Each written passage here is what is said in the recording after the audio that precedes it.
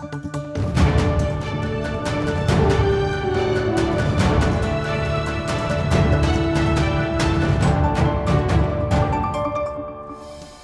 warga Jakarta, Anda menyaksikan program Berita Jakarta hari ini, Rabu 4 Maret 2026. Bersama saya Anton Haryadi akan menghadirkan berita pilihan dan informasi terbaru untuk Anda.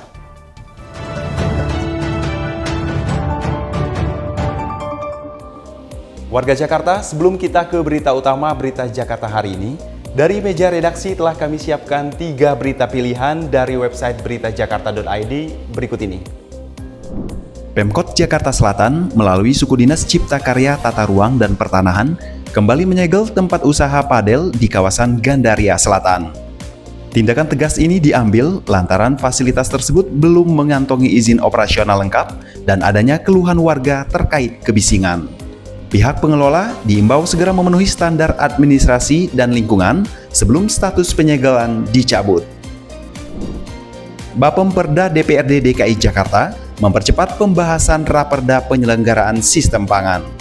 Dalam rapat terbaru, Dewan mengusulkan agar potensi perikanan laut masuk dalam ruang lingkup regulasi guna memperkuat ketahanan pangan ibu kota. Peraturan ini diharapkan menjadi perda pertama yang mengatur sistem pangan secara komprehensif mulai dari hulu hingga hilir.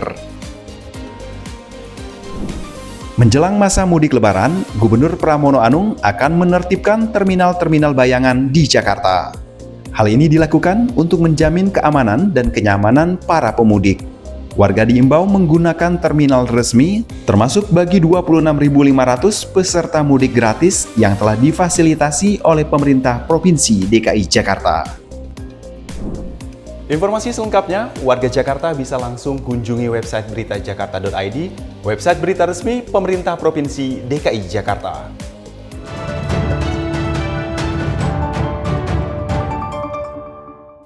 Kita beralih ke berita pertama Berita Jakarta hari ini.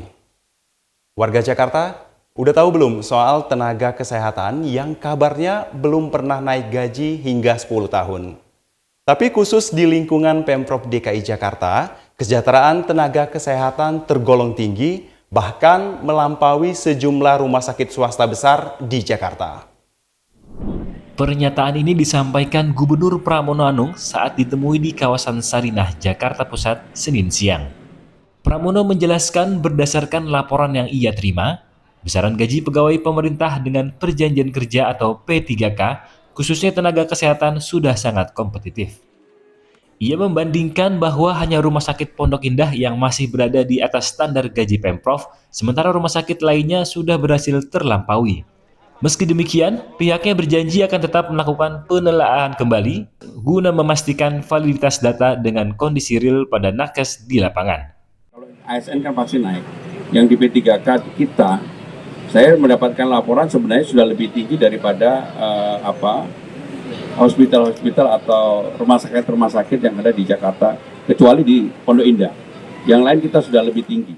Sebelumnya, persoalan gaji nakes ini mencuat usai disorot oleh Sekretaris Komisi E DPRD DKI Jakarta, Justin Adrian, dalam rapat kerja Komisi E. Tak hanya masalah upah, kondisi kerja nakes di Jakarta juga dinilai sangat berat.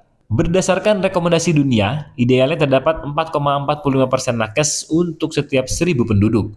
Namun rasio di Jakarta saat ini hanya berada di angka 1,73 yang menyebabkan beban kerja nakes menjadi lebih berat. Tim Berita Jakarta melaporkan. Kita beralih ke berita selanjutnya. Semarak perayaan Cap Gome di kawasan Pancoran Chinatown, Jakarta Barat tahun ini berlangsung istimewa. Bukan hanya kemeriahan atraksi budayanya, namun juga karena hadirnya momen langka, yakni berkumpulnya para pemimpin Jakarta dari lintas generasi. Gubernur Pramono Anung bersama para mantan gubernur tampil kompak menunjukkan wajah Jakarta yang harmonis dalam bingkai keberagaman. Suasana hangat menyelimuti Pancoran Chinatown Point Mall saat Gubernur DKI Jakarta Pramono Anung hadir dalam perayaan Puncak Imlek. Tak sendiri, Pramono tampak didampingi oleh para tokoh yang pernah memimpin Jakarta. Mulai dari Sutioso, Fauzi Bowo, Jarod Saiful Hidayat, Anies Baswedan, hingga penjabat Gubernur Teguh Setiabudi. Kehadiran para pemimpin lintas dekade ini disambut meriah oleh warga yang sudah memadati kawasan Glodok. Menariknya, seluruh tokoh ini tampil seragam mengenakan cangsan, busana tradisional Tionghoa yang menyimbolkan penghormatan mendalam terhadap akulturasi budaya di Jakarta. Kehadiran mereka seolah mengirimkan pesan kuat bahwa pembangunan dan harmoni di ibu kota adalah sebuah keberlanjutan. Dan yang namanya Imlek belum pernah semeriah ini, baik itu diadakan di lapangan Banteng, di Bundaran HI, di SCBD, di pusat-pusat pertokoan yang ada. Dan kami menyaksikan, merasakan bahwa kehidupan harmonisasi keberagaman di Jakarta sekarang ini sungguh sangat baik sekali. Selain menjadi ajang silaturahmi, perayaan Cap Gomeh 2026 ini juga menyajikan pesta budaya yang memukau. Warga disuguhkan atraksi barongsai dan liong yang berpadu apik dengan kesenian khas Betawi seperti tanjidor, ondel-ondel hingga tari selendang dendang. Tak hanya seni, kegiatan ini juga menjadi ruang bagi pelaku UMKM lokal untuk mempromosikan produk kreatif dan kuliner khas Jakarta.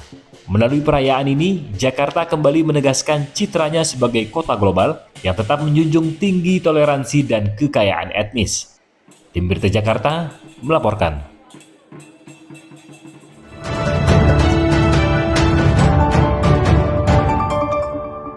Kita masuk ke segmen Info Jakarta. Warga Jakarta, puasa bukan halangan untuk tetap produktif dan berbagi ya. Ikuti donor darah spesial di bulan Ramadan yang akan dilaksanakan pada 9 hingga 13 Maret 2026 di kantor Wali Kota Jakarta Barat. Bagi pendonor yang berhasil akan mendapatkan paket sembako spesial. Nah, untuk mengetahui bagaimana pendaftarannya, simak informasi berikut.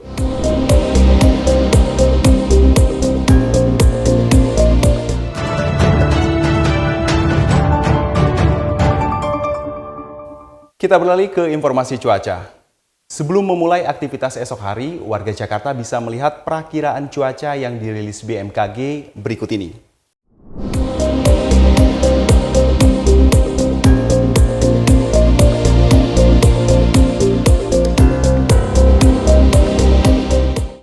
Masyarakat diimbau tetap waspada terhadap perubahan cuaca. Demikian program Berita Jakarta hari ini. Terima kasih atas kebersamaan Anda. Saya Anton Haryadi dan tim yang bertugas pamit undur diri. Menyongsong 5 abad Jakarta, jati diri Indonesia, megapolitan dunia. Salam Berita Jakarta.